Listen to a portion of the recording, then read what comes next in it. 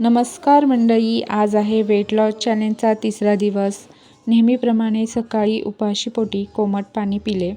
Brush न करता कोमट पाणी पिण्याचे खूप फायदे आहेत, जसं की आपली रात्रभर साठलेली लाळ आहे ती आपल्या पोटात जाणे खूप गरजेचं आहे। त्यामुळे सकाळी अनुशेपोटी पाणी प्यायचे आहे आपल्याला। त्यानंतर काल जे आपण वेट लॉस पावडर बनवलेली ती मी आता बनवायला ठेवली आहे। आता ही पावडर कशी घ्यायची ते मी सांगते। 1.5 ग्लास पाणी घेतले आहे, त्यात एक मोठा चमचा ही पावडर टाकायची आहे आणि जोपर्यंत 1.5 ग्लासचे 1 ग्लास पाणी होत नाही तोपर्यंत पाणी उकळवायचं आहे। आता पाणी आटून 1 ग्लास झाले की गॅस बंद करायचा आणि पाणी कोमट होऊ द्यायचं। तोपर्यंत तुम्हाला मी बाहेरचं वातावरण दाखवते।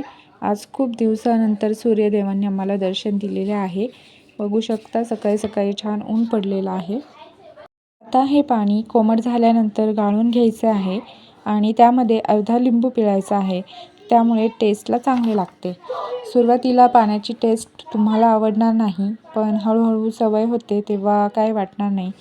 त्यानंतर एक्सरसाइज केली आणि नंतर नाश्त्याला 1 चपाती, भेंडीची भाजी, सॅलडमध्ये काकडी आणि टोमॅटो घेतला। आता तुम्हाला सांगते की पहिले मी नाश्त्याला 2 चपाती खात होते, नंतर 2 मधली अर्धी कमी केली आणि आता 1च चपाती खाते, ती पण बारीक चावून त्यामुळे पोटही भरतं।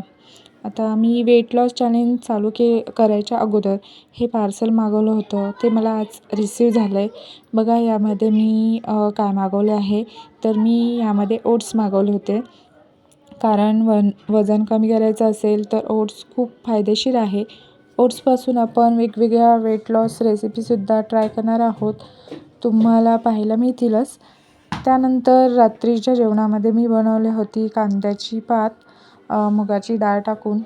यामध्ये मुगाची डाळ आहे त्यामुळे प्रोटीनसाठी दुसरं काही घ्यायची गरज नाही।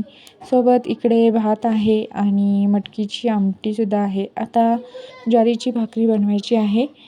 व्हिडिओ तुम्हाला कसा वाटला ते नक्की सांगा। व्हिडिओ आवडला असेल तर व्हिडिओला लाईक करा, शेअर करा आणि सबस्क्राईब नक्कीच करा।